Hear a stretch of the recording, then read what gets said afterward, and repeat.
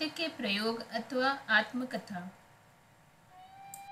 चौथा अध्याय, पतित्व। जिन दिनों मेरा विवाह हुआ उन दिनों निबंधों की छोटी छोटी पुस्तिकाएं पैसे पैसे की या पाई पाई की सो तो कुछ याद नहीं निकलती थी। उसमें दंपत्ति प्रेम, कम खर्च, बाल विवाह आदि विषयों की चर्चा रहती थी। उसमें से कुछ निबंध मेरे हाथ में पड़ते और मैं उन्हें पढ़ता जाता। मेरी यह आदत तो थी ही कि पढ़े हुए में से जो पसंद न आए उसे भूल जाना और पसंद आए उस पर अमल करना। मैंने पढ़ा था कि एक पत्नी व्रत पालन पति का धर्म है। बात हृदय में रम गई। सत्य का शौक तो था ही, इसलिए पत्नी को धोखा तो दे ही नहीं सकता था। इससे यह भी समझ में आया कि दूसरी स्त्री के साथ संबंध नहीं रहना चाहिए। छोटी उम्र में एक पत्नी व्रत के भंग की संभावना बहुत कम ही रहती है। पर इन सद्विचारों का एक बुरा परिणाम निकला। अगर मुझे एक पत्नी व्रत पालना है तो पत्नी को एक पति व्रत पालना चाहिए। यह विचार के कारण मैं ईर्ष्यालु पति बन गया। पालना चाहिए में से मैं पलवाना चाहिए के विचार पर पहुंचा, और अगर पलवाना है तो मुझे पत्नी की निगरानी रखनी चाहिए। मेरे लिए पत्नी की पवित्रता में शंका करने का कोई कारण नहीं था, पर ईर्ष्या कारण क्यों देखने लगी। मुझे हमेशा यह जानना चाहिए कि मेरी स्त्री कहाँ जाती है, इसलिए मेरी अनुमति के बिना वह कहीं जा ही नहीं सकती। यह चीज हमारे बीच दुखद झगड़े की जड़ बन गई। बिना अनुमति के कहीं भी न जा सकना तो एक तरह की कैद ही हुई। पर कस्तूरबा बाई ऐसी कैद सहन करने वाली थी ही नहीं। जहाँ इच्छा होती वहाँ मुझसे बिना पूछे जरूर जाती। मैं ज्यों ज्यों दबाव डालता त्यों त्यों वह अधिक स्वतंत्रता से काम लेती और त्यों त्यों मैं अधिक चिढ़ता। इससे हम बालकों के बीच बोलचाल का बंद होना एक मामूली चीज बन गई। कस्तूरबा बाई ने जो स्वतंत्रता बरती उसे मैं निर्दोष मानता हूँ। जिस बालिका के मन में पाप नहीं है वो देव दर्शन के लिए जाने पर या किसी से मिलने जाने पर दबाव क्यों सहन करे। अगर मैं उस पर दबाव डालता हूँ तो वो मुझ पर क्यों न डाले। यह तो अब समझ में आ रहा है। उस समय तो मुझे अपना पतित्व सिद्ध करना था। लेकिन पाठक यह न माने कि हमारे इस गृह जीवन में कहीं भी मिठास नहीं थी। मेरी वक्रता की जड़ प्रेम में थी। मैं अपनी पत्नी को आदर्श बनाना चाहता था। मेरी यह भावना थी कि वह स्वच्छ बने, स्वच्छ रहे। मैं सीखूं सो सीखे, मैं पढ़ूं सो पढ़े, और हम दोनों एक दूसरे में ओत प्रोत में रहें। कस्तूरबा बाई में यह भावना थी या नहीं इसका मुझे पता नहीं। वह निरक्षर थी, स्वभाव से सीधी, स्वतंत्र, मेहनती और मेरे साथ तो कम बोलने वाली थी।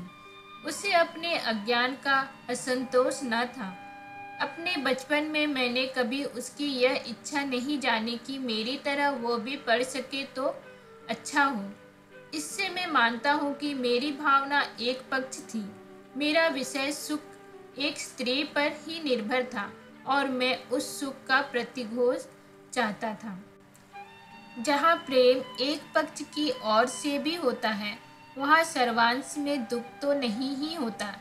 मुझे कहना चाहिए कि मैं अपनी स्त्री के प्रति विषयासक्त था।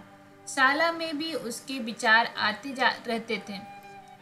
कब रात पड़े और कब हम मिले यह विचार बना ही रहता।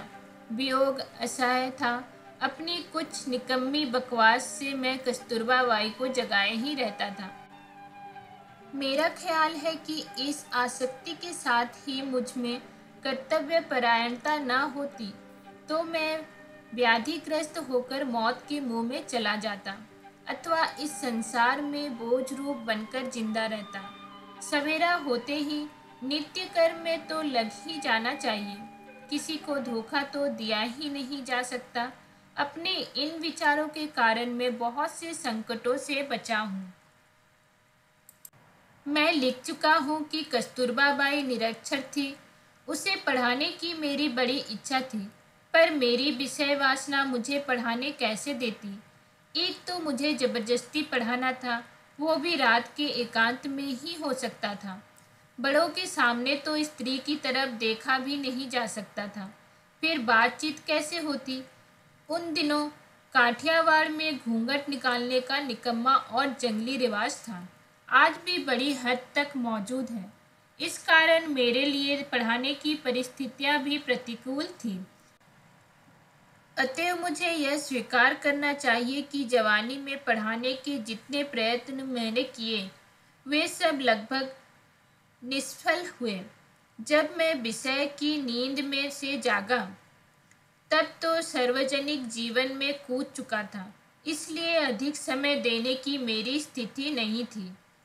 शिक्षक के द्वारा पढ़ाने के मेरे प्रयत्न भी व्यर्थ सिद्ध हुए। यही कारण है कि आज कस्तूरबा बाई की स्थिति मुश्किल से पत्र लिख सकने और साधारण गुजराती समझ सकने की है। मैं मानता हूँ कि अगर मेरा प्रेम विषय से दूषित न होता तो आज वो एक विदुषी स्त्री होती। मैं उसके पढ़ने के आलस्य को जीत सकता था, क्योंकि मैं जानता हूँ कि शुद्ध प्रेम के लिए कुछ भी असंभव नहीं है। यूँ अपनी पत्नी के प्रति विषयासक्त होते हुए भी मैं किसी कदर कैसे बच सका, इसका एक कारण बता चुका हूँ। एक और भी बताने लायक है। सैकड़ों अनुभवों के सहारे मैं इस परिणाम पर पहुँच सका हूँ कि जिसकी निष्ठा सच्ची है उसकी रक्षा स्वयं भगवान ही कर लेते हैं। हिंदू समाज में यदि बाल विवाह का घातक रिवाज है तो साथ ही उसमें से थोड़े मुक्ति दिलाने वाला रिवाज भी है। माता पिता बालक वर वधू को लंबे समय तक एक साथ रहने नहीं देते। बाल पत्नी का आधे से अधिक समय पीहर में बीतता है। यही बात हमारे संबंध में भी हुई थी। मतलब यह कि 13 से 19 साल की उम्र तक हम छुटपुट मिलाकर कुछ 3 साल से अधिक समय तक साथ नहीं रहे होंगे। 6-8 महीने साथ रहते, इतने में माँ बाप के घर का बुलावा आ ही जाता। उस समय तो वह बुलावा बहुत बुरा लगता था, पर उसके कारण हम दोनों बच गए। फिर तो 18 साल की उम्र में मैं विलायत गया, जिससे लंबे समय का सुंदर वियोग रहा।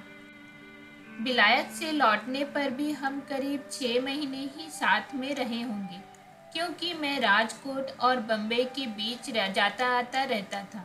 इतने में दक्षिण अफ्रीका का बुलावा आ गया। इस बीच तो मैं अच्छी तरह जागृत हो चुका था। इस वीडियो की अगली कड़ी को सुनने के लिए आप मेरे चैनल को सब्सक्राइब करें। आपको मेरी ये वीडियो पसंद आई हो तो प्लीज़ मेरे वीडियो को लाइक और कमेंट ज़रूर करें, ताकि मैं आगे और भी बना सकूं, अच्छे से बना सकूं। Thanks for watching my video. खुश रहें और सबको खुश रखें।